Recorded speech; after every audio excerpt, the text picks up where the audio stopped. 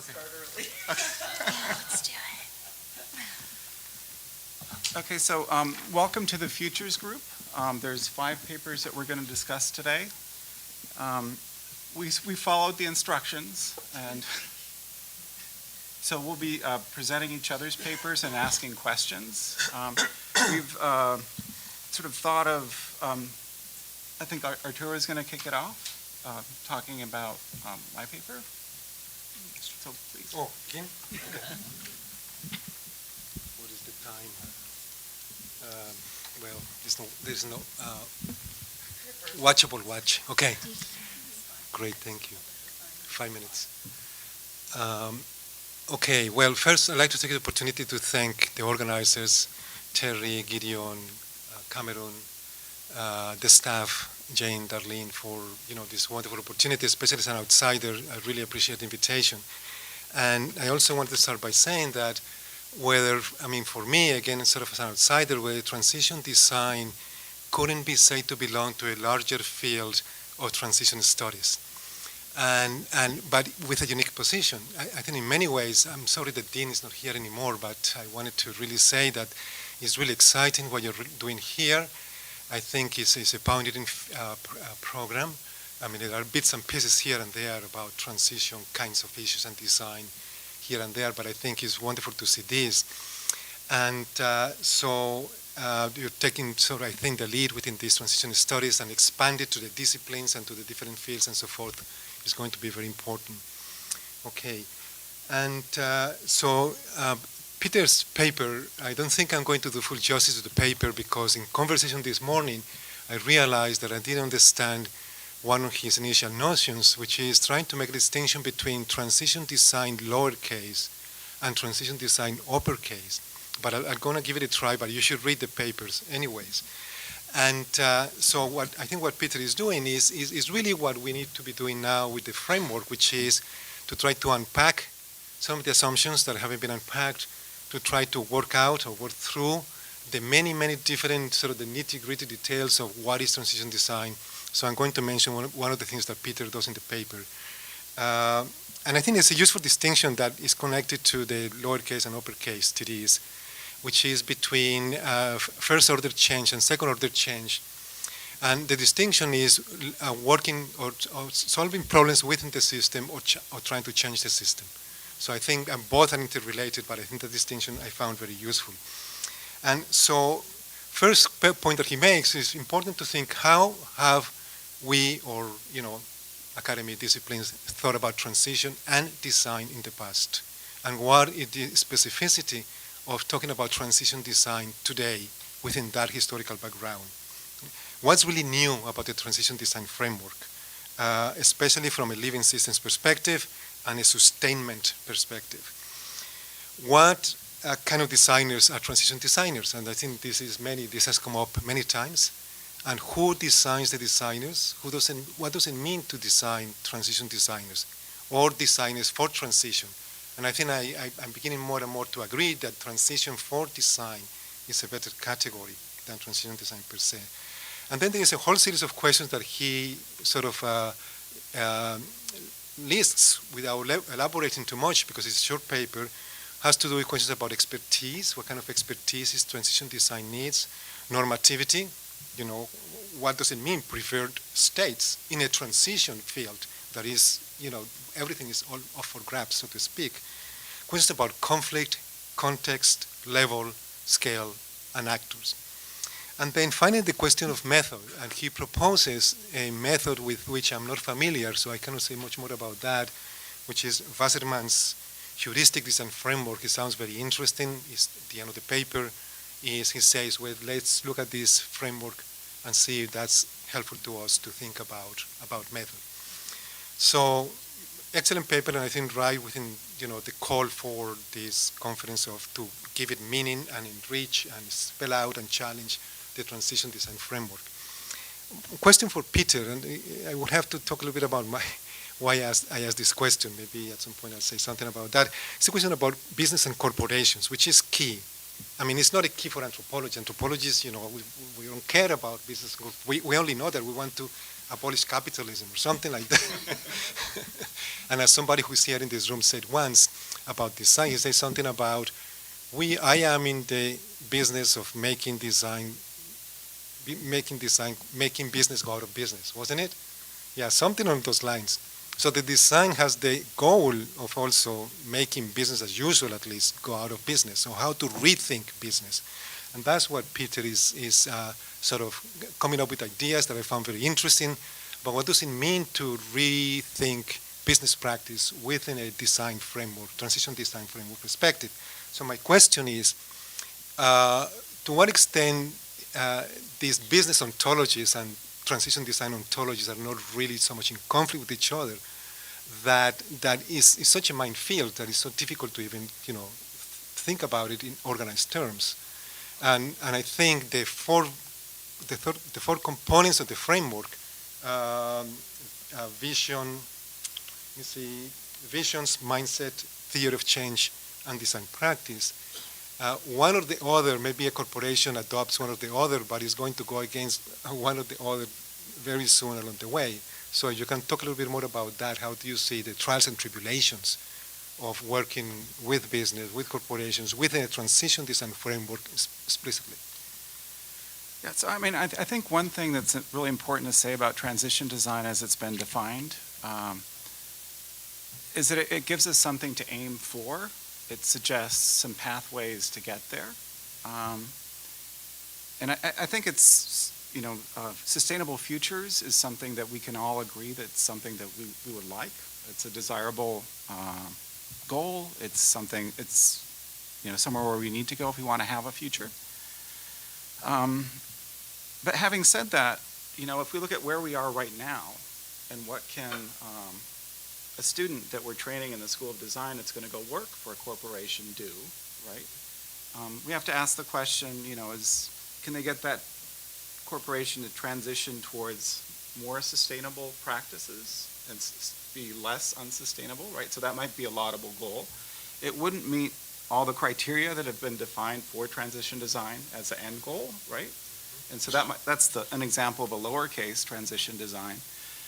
But if you look at what corporations are doing, and to look at that, you might go to Harvard Business Review and sort of see, how are they talking about sustainability? How are they talking, what are the best examples that they bring up? What are the arguments that they're making for sustainability or so forth? And you'll see that they talk about businesses as on two levels. So it's a 2x2. It's on one dimension, are they thinking strategically about sustainability, or are they thinking tactically about it, right? And the other level is, are they able to implement? What is the implementation like? Is it at a tactical level or is it at a strategic level? And so companies that are able to think about sustainability and are able to execute it as well at a strategic level in reimagining their business and so forth are what Harvard Business Review calls winners, right? Then there's the dreamers, which are the ones that talk big about sustainability but can't do it. There's the defenders, which think small about sustainability and just do the little things that they can do just to keep ahead of the competition or keep up with the competition. And then there's the losers, right? The losers are the ones that can't even talk about sustainability and much less can do it. So I think the question, we can't just talk about corporations as a whole.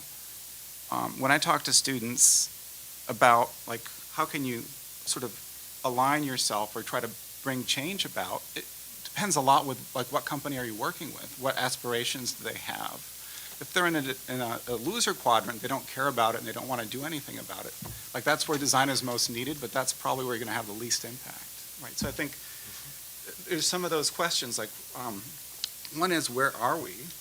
And the other is, where do we want to go? And then if we're looking at where we are, there's going to be some things that we can do and some things that just aren't an option, because right there's only 10 things that you can do. And the question is, if you're doing all 10, maybe you're doing the best that you could in that situation, and you should be happy with that. It doesn't mean that we've become a sustainable society, but it means that we've taken a step, right? And so Lao Tzu says that, the journey of 10,000 miles starts with the first step. And some students will tell me, well, a step isn't much. And I'm like, well, no, you're a different person if you choose to take a step, right?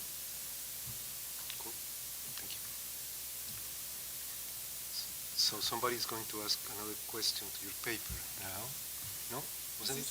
Do you want another question? Oh, sure. Or, I mean, I Oh, no. seems Wasn't like that the way we... our structure was changing Wasn't a that little bit. Ah, but I okay. can Sorry ask if I another missed it. question. Yeah, sure.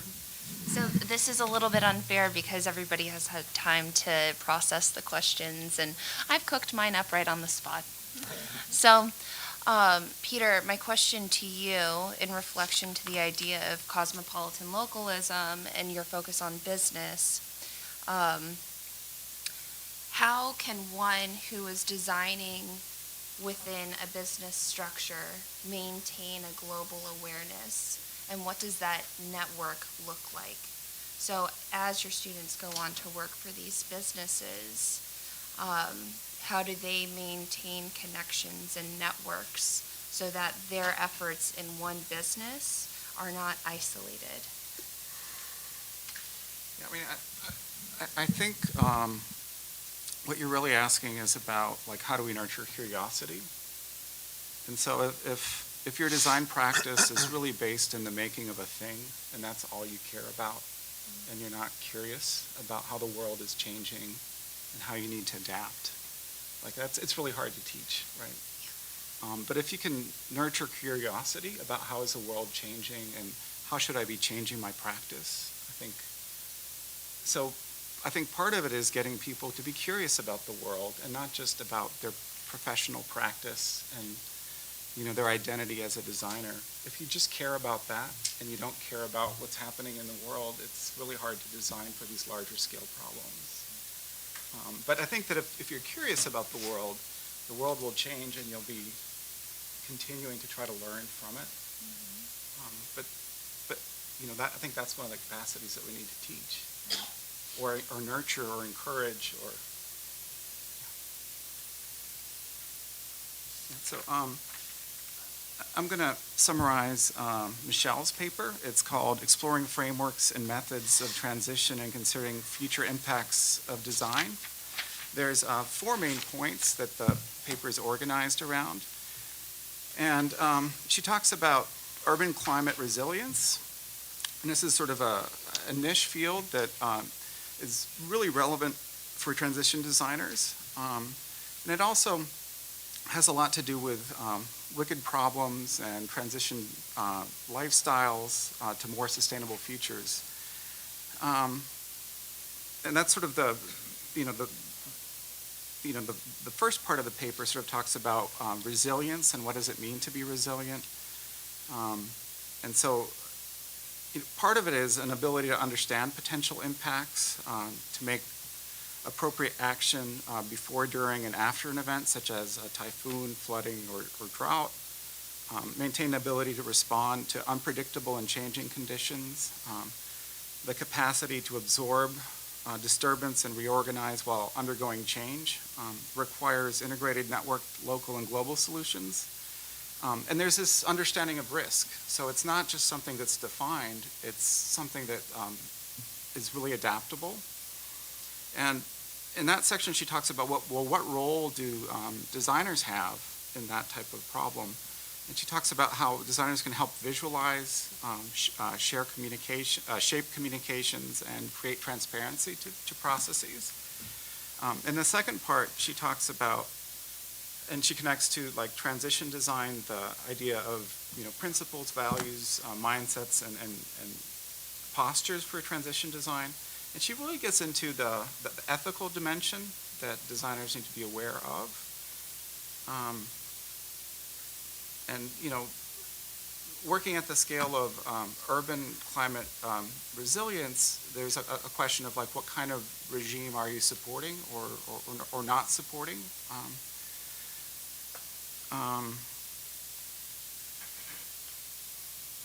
And I think a lot of this requires a flexibility in being able to adapt to circumstances and not trying to stick to rigid and defined definitions that don't take care of the local context.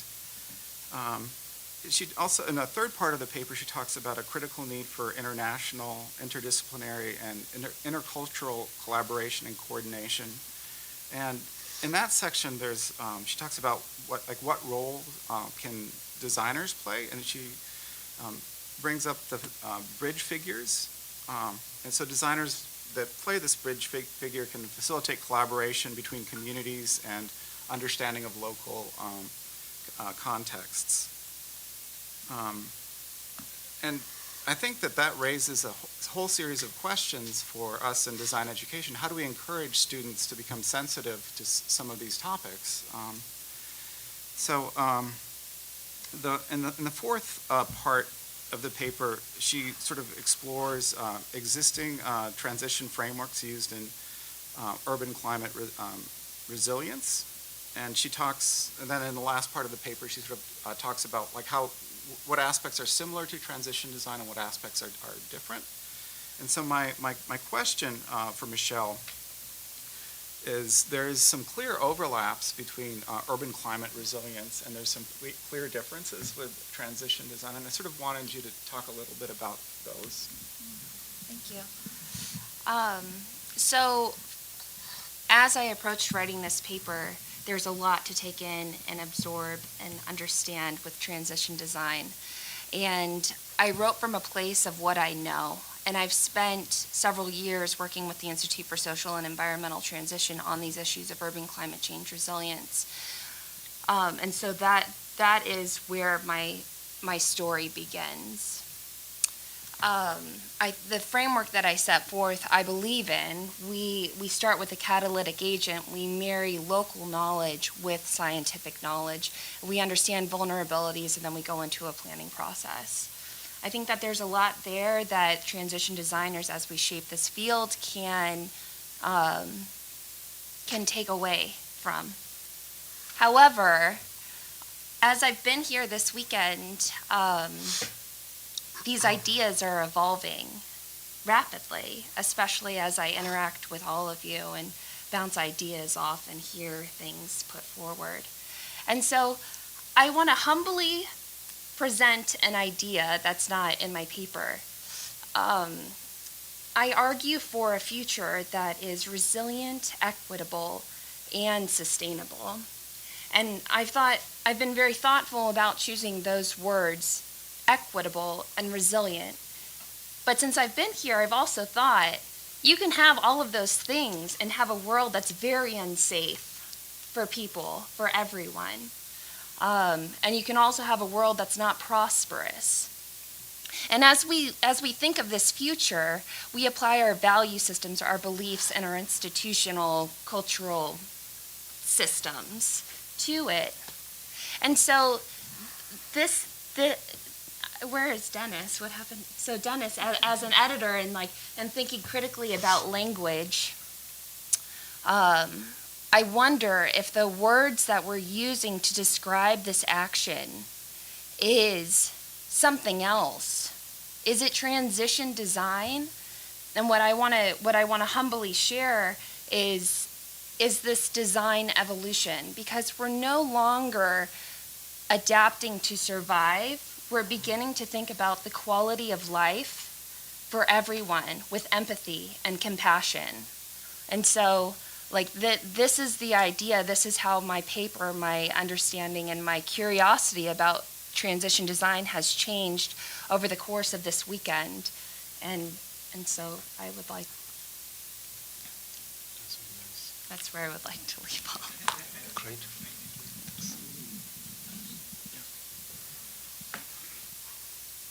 Hi, Michelle. Hello. How you doing? Good. I'm good. Picking up on the theme of emerging and growth, I would love to hear you share with us today a little bit about your design background and what you feel like in your educational experience you've been able to leverage and bring forward in the role that you are in today. Because there's been a large discussion about design education for transitional design. So if you can talk a little bit about that. Sure. So I am probably the most junior person in this room, which is intimidating to sit next to Arturo Escobar and Damian White and Joy Sykes, the first PhD student of CMU, and Peter Scupelli. So I come here with a Bachelor's of Fine Arts degree from Virginia Commonwealth University, and it was a dual degree that I pursued with a minor in art history. I studied graphic design and craft and material studies. That combination was, I couldn't get enough. And I think what I learned there was a true curiosity, as Peter was talking about, for these ideas. And what I gained from that experience was not the color theory or the practice or the typography and kerning the like millimeters between letters. It was the principles of design. And I think that those can be scaled to any context. And I think that a designer, I don't know, I don't want to get preachy here, but I think that my education was very rare, and there was no one else who was doing woodworking and pottery and then going and sitting in design studios after school or during the day. But it's what I love here is that you talk about craft and materials. It's really exciting. And maybe the crazy way that I designed my undergraduate degree is relevant in this discussion.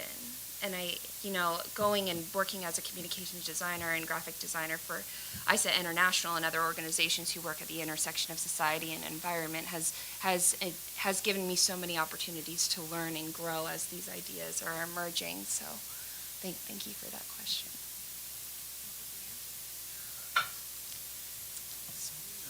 You'll ask Joy, or you'll summarize Joy's paper. So I had the amazing pleasure of reviewing and studying Joy Sykes' paper called The World We Raised. And as I mentioned, Joy is a PhD alum. She's a researcher, educator, and consultant. And she writes in a futurist voice. This is a fan fiction style piece, so if you haven't read it, I would encourage you to do so. It's based off of Jonathan Porritt's The World We Made, and Joy writes from the perspective of Alex McKay in the foreword and his daughter, Marika McKay, in the introduction in Chapter 1, My Granddaughter's World. Her writing is both a vision for the future and a cultural critique on the present state of child raising and the role of children in society. She argues that the future generations belong to all of us, that people can learn child-centric parenting skills, that creating space for bonding and attachment in early childhood is key, and the parenting is as substantial an endeavor as any great career. So a little bit of background on The World We Made. It documents the substantial positive changes that occurred between 2020 and 2050 in areas of energy, food, water, climate, and healthcare, and how as a family of nations we celebrated our shared ability to make a better world. The World We Raised, written by Joy, is written in the perspective from 2075 and responds to the concluding quote of Porritt's The World We Raised. It says, "Limitless love, total security, and lots of fun and games. Forget the rest. If it's a better world we're after, just make sure that every child reaches the age of 6 feeling radiantly happy." So in Joy's paper, she describes how this can happen and why. The key arguments are that we need a global vision of culturally appropriate, child-centric, family-friendly policies that help parents and caregivers provide children with nurturing environments in the first years of life. She argues that we need resources, systems, and policies to support all caregivers and children in creating nurturing environments that foster attachment and bonding. The work of sustaining the world and developing ourselves is inseparable. She brings attention to needing to improve society's ability to develop people capable of caring for both the world and one another. She presents the following points. So, She references longitudinal studies that nurture trumps nature. And the aspect of nurture that is most important of all is warm, intimate, relational surround in childhood. Adults who were nurtured as children had higher income, more success, enjoyment at work, and stronger relationships as adults with mentors, partners, and their own children. She also acknowledges that while in these studies it shows that nurture trumps nature, that personal transformation can also happen. Later in her paper, From the View of 2075, she notes that these current studies, so I guess you're questioning these studies, were biased towards Western educated, industrialized, rich democracies, where childhood lasts 2 decades, in contrast to the rest of the world where childhood is much shorter and children are considered to be chattel or changelings. She brings up issues of equity, that these ideas are not accessible to every family. And she also takes the bottom-up solutions a level deeper by suggesting that the power of early childhood as an upstream point of intervention, that early childhood is an upstream point of intervention for systemic changes in societies. That we should explore ways for systems and policies to support the natural processes of attachment instead of creating products and services to intervene in and alter human interaction. And then she also proposes the idea of Mother Corps as a public-private partnership founded with a mission to deliver in-home support during the first 3 years of motherhood to all mothers and all children. So, with that, Joy, my question to you. In your paper, you say that the attachment needs of children can be used to inform and guide design in all other areas of society, work environments, healthcare, public policy, etc.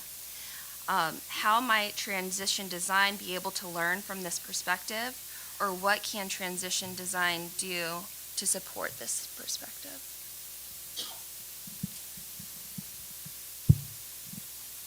Great, thank you. You did a great job introducing the paper. I actually like hearing it better than when I was writing it or reading it.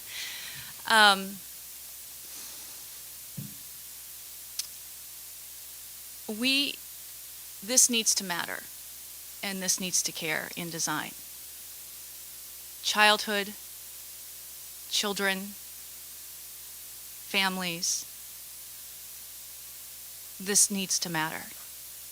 And as transitional design takes root, it's important to make sure we don't forget that. And that is why I'm here.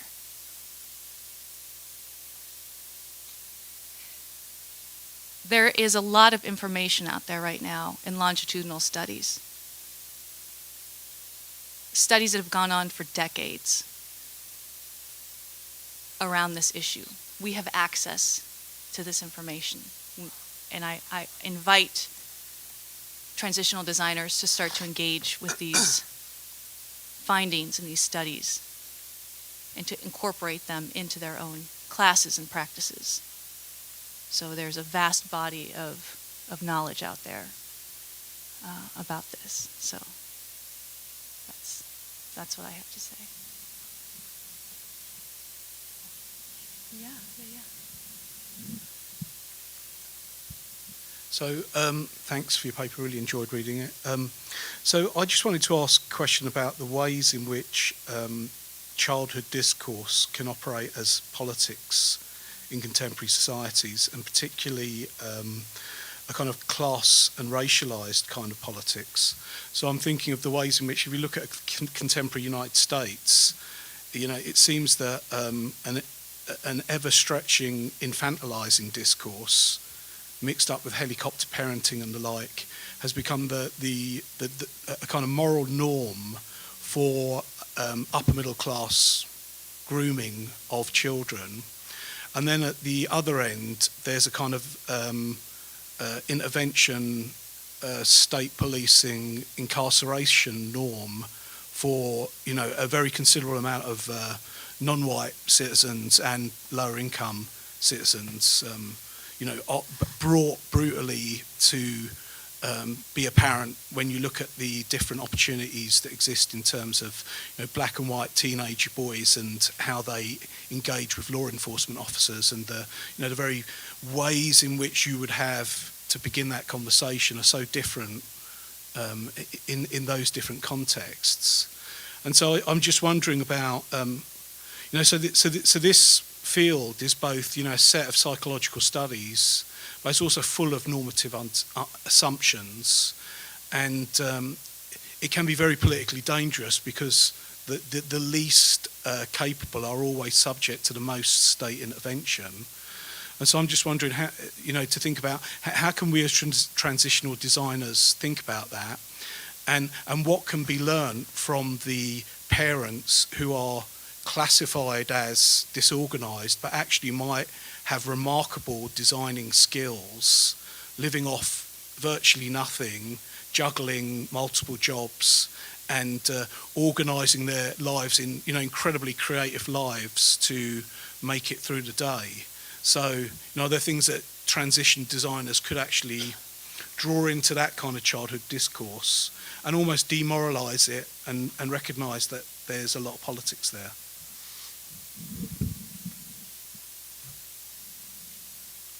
So who's going to do it? I'm at home with kids right now, so I can't. Who's going to do it? I mean, I don't mean to dodge the question. I completely agree with you. This information exists out there. It's problematic. It's fraught with what you've described. We need to engage it. We need to understand it and bring it in and have conversations about it. Yeah.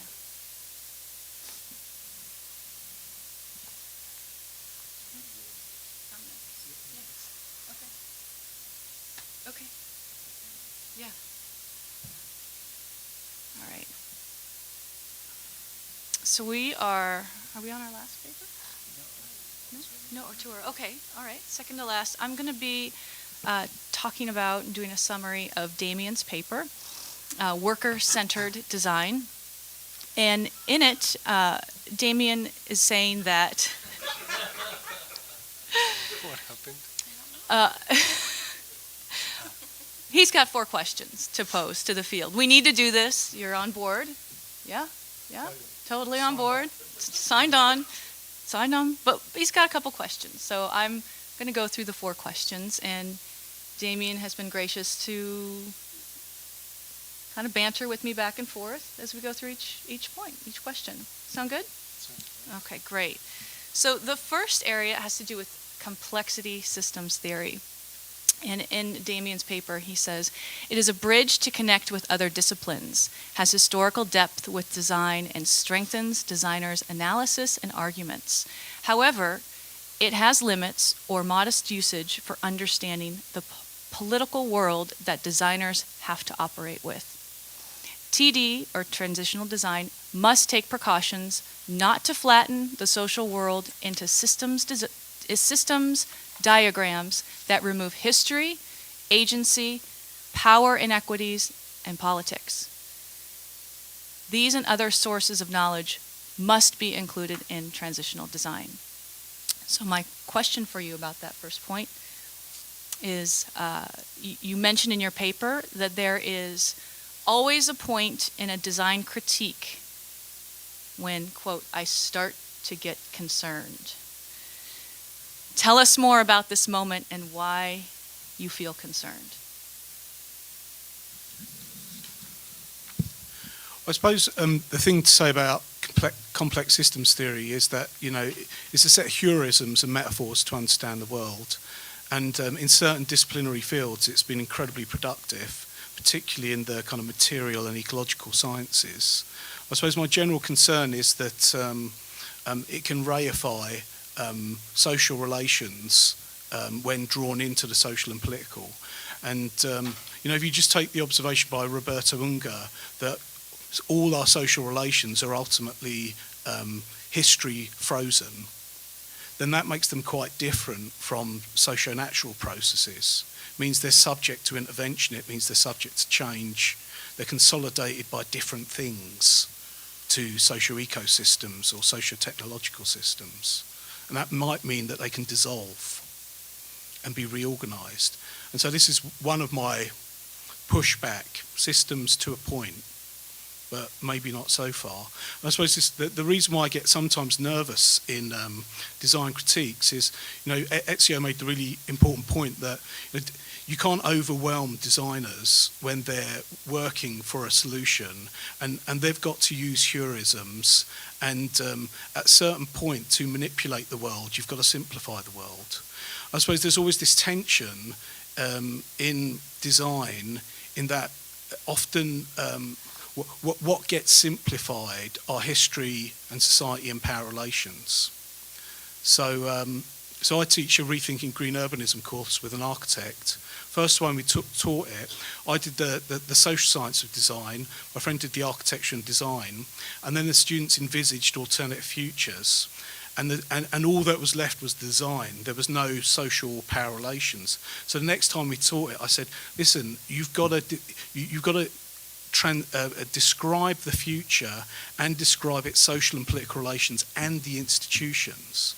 And then we got some much more fun propositions of life on Mars led by an eco-dictatorship. And the fact that they spelled out the social institutions, a militarized terraforming operation, allowed us to talk about Singapore and authoritarian, eco-design at the moment. And but you had to fight to keep it in.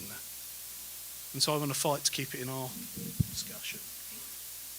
Thank you. Second point in your paper has to do with the natural or authentic.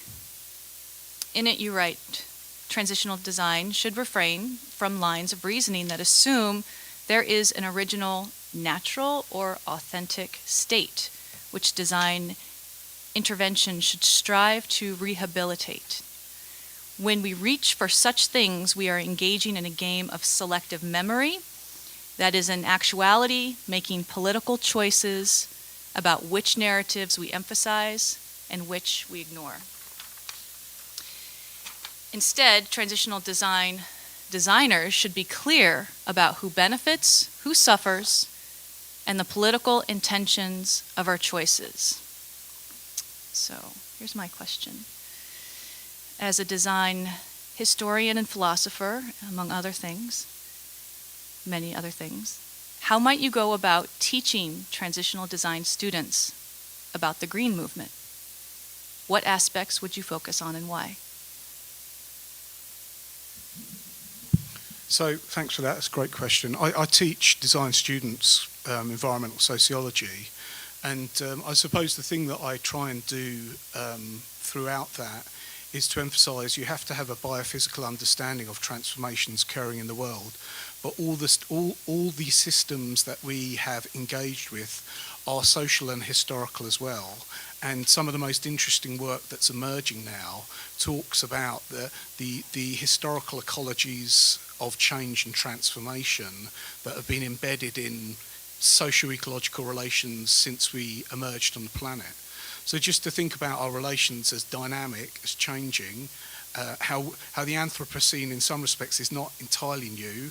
We have been transforming the planet since Homo emerged.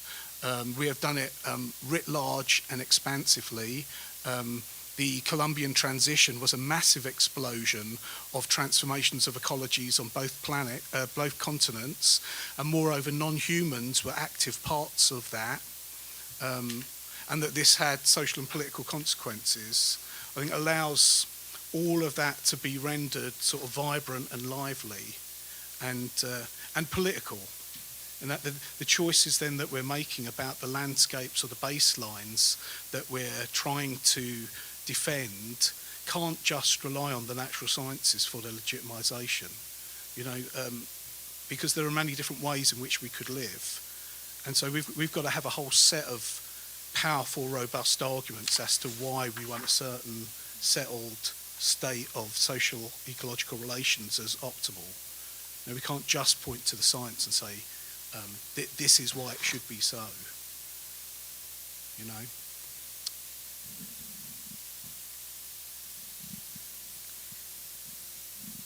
We're going to move on to radical design. And I have a whole long summary here written up, but I think do we have our rhythm down now? A little bit. Are you feeling okay? Within the format. Yeah. 5 minutes. For the whole thing or just this? Okay. Well, we can roll a break and then a discussion. And this one is worth going on. Okay. Thank you. Radical design has a long history of failing to deliver. Discuss. Has a history of? Okay, so this is just an observation that I make as an evangelist for radical design. And I think it just really dawned on me when I picked up The Upcycle by McDonough and Braungart recently, and just thought I was really looking forward to a reflexive set of narratives on how well it had gone over the last 10 years, cradle to cradle processes, where it had worked, where it hadn't, what did they come across, and it basically just read as another PR pamphlet promoting a certain line of argument.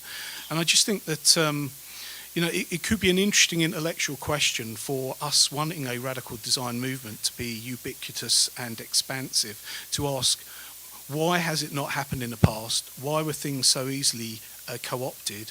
Why is it that even projects that seem to have so much potential, like the sharing economy, went from tool libraries to Uberization within the blink of an eye, and we didn't seem to have the institutional or cultural resources or even policy resources to push back against that?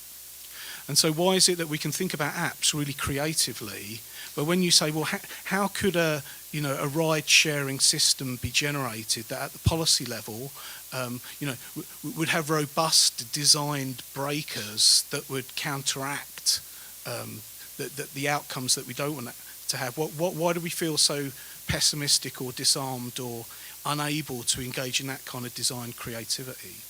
So I think that's a really interesting question.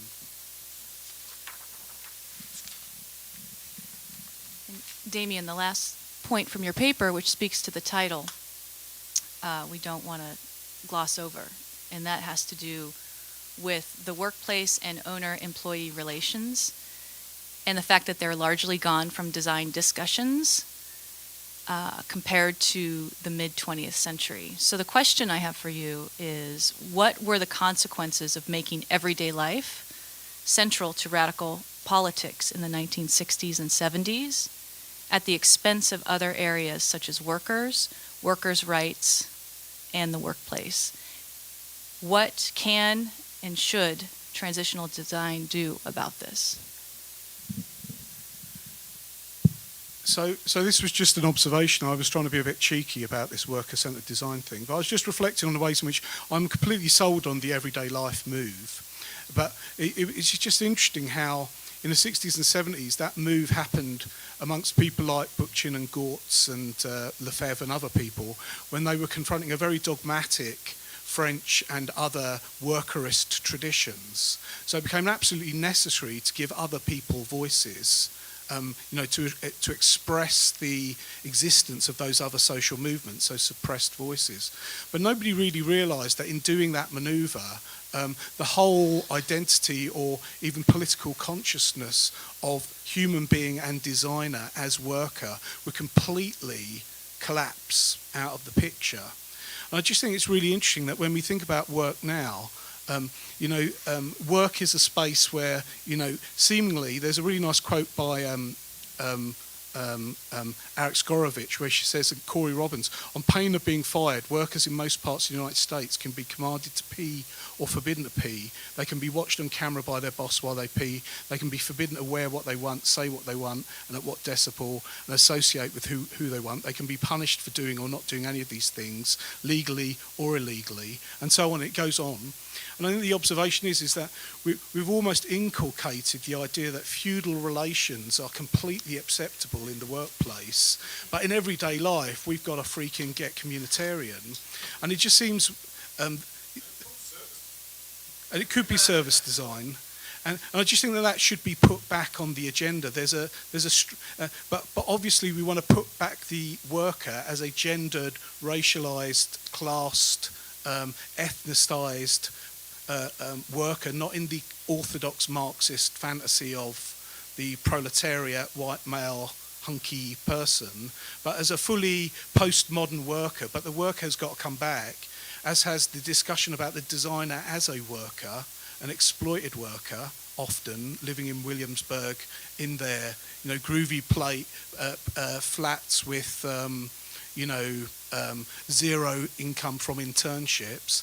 And then, that this would allow us to connect up the long history of workers as designers themselves, and often knowledgeable designers who could design their own workplaces and maybe even do so better relating to transitional designers. So there's a range of coalition possibilities that I see there that we could start to build for further forces to push us forward.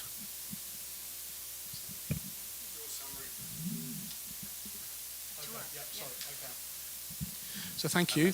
So final paper, Arturo, the one world versus the pluriverse. And I think what was striking about Arturo's intervention, which perhaps is touching on issues that we haven't really discussed in this symposium thus yet, is that he essentially argues that if we want a new politics of design, we can't just have new social ecologies and new technological political relations that have been pre-given, or that are just trying to implement a singular ecological society or a singular sustainment, but rather Arturo wants to suggest that if you bring the majority world into the discussion, then it is clearly the case that there are multiple ways of conceptualizing world making. These are vibrant and creative. These many of these humans around the world unproblematically bring the non-human as a vital force into that world making, and that in some respects, in many critical respects, a transitional design has to be open to that plurality of humanness, so that we're not bringing together the singular universe, but a pluralverse. Pluriverse? Pluriverse. Yeah, pluriverse. And Arturo takes that idea further then to say that essentially we have to resist then if you like, the dominant hegemonic Eurocentric one world view that pervades design, pervades Western politics, pervades the international system, and whilst this might require at certain points accommodations with that world, we've got to do all that we can to build a kind of a form of ontological politics and a form of ontological design politics, which is giving voice to this pluralverse.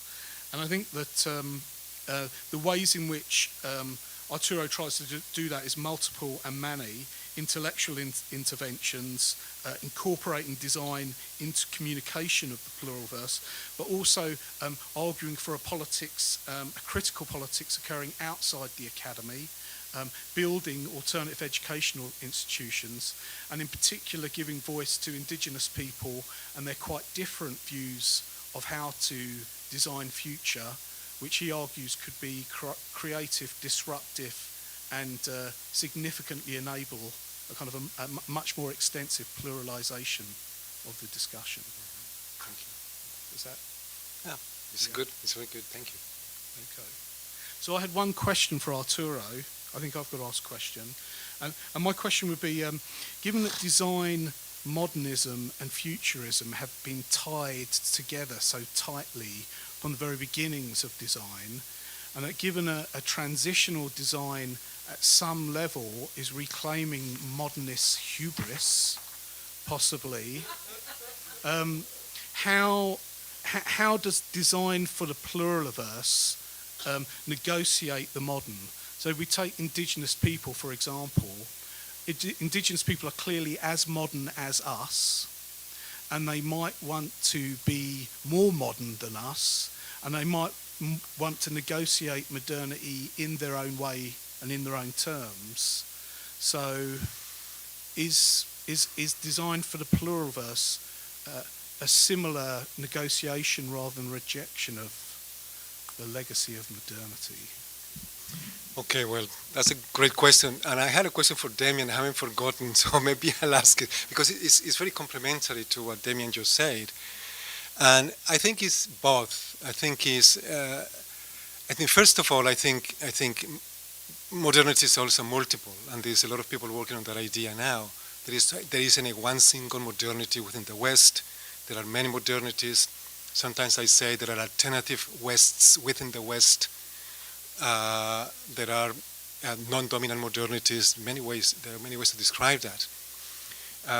There is people working on the retrieval of those other life-making practices within the West, like the people who keep the beautiful fields and so forth. There's some really great work on that. So people going to some of the authors that were sort of marginalized in many ways by the dominant canons in philosophy within the West, Spinoza or Whitehead or Bergson and so forth. So all of that is really great. But still, to me, there is a dominant form of modernity that we associate. I mean, Francisco Varela calls it abstract Cartesian rationality based on that. That is the one that continues to create these particular kinds of very forceful globalization and forms of domination.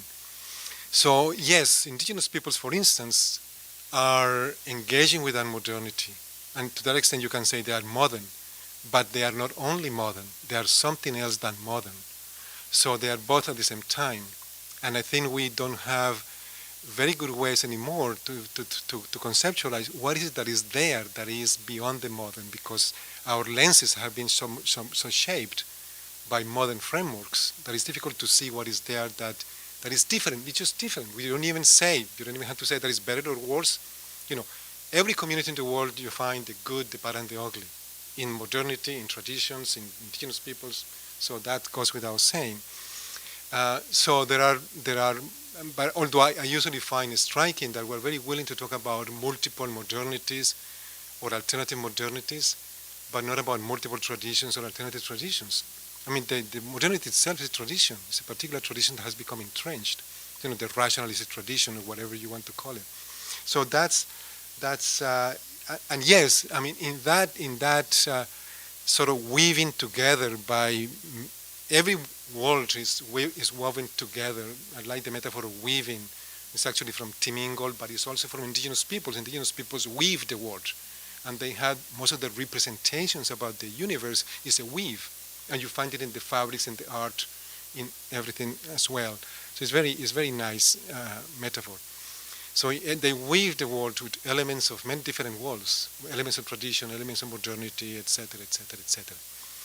So in that sense, we are all within the pluriverse. It's not just them who are within the pluriverse. It's everything. The pluriverse is the ceaseless flow of life that crystallizes or stabilizes through different sort of social natural formations in particular moments in history, in particular places. But it's a whole, I mean, we're all within it. And it would take more time to more fully answer your question, but my question for Damien, I'll just, if we don't have the time to answer, that's fine, we've been talking about this anyways, Damien and I, but it's this moment in social theory.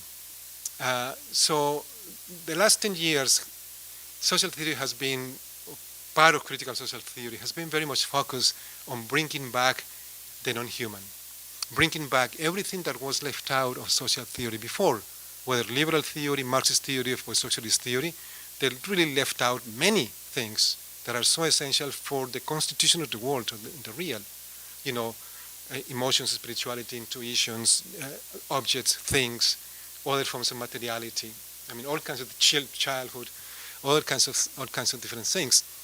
So now there's so much focus on the non-human, whether the non-human, non-living, or the non-human living beings, that it is true social theory has seemed to have forgotten about questions about power and work and labor and the state and capital, and which Damien is calling us to bring back. Otherwise, we end up with the confusing politics or confused politics about the living. So my question for Damien is, how do we bring back capital and the state and power and labor, but without forgetting now again about the interest in the non-humans and about the centrality of the non-humans, including the Earth itself, in creating the worlds in which we live. Well, I'll just answer that very quickly. I mean, I think that Donna Haraway opened up a project about 20 years ago of thinking about our entangled worlds, our partial human, non-human constitution, and the liveliness of other natures around us.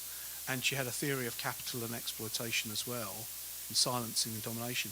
And then her kind of project pittered out. Right. You know, it felt like it all kind of narrowed down into her dog world concerns. And I just think that there was a moment there that could be opened up again. Mm-hmm. You know, as how capital remakes socio-ecological and socio-technological relations is kind of remapped, you know, in that entangled fashion that she suggested. Mm-hmm. Great, that's a good suggestion. Go back to that. Yeah. So if I can make it independent, my suggestion would be that the questions be held off until after the break. Use some of the discussion to Yeah, so there are refreshments and beverages. You can, keep the break to 5 or 10 minutes and then come back here. And then we're gonna, I think, wrap it for you. So please try and make it back. That's very nice. Thank you. Great.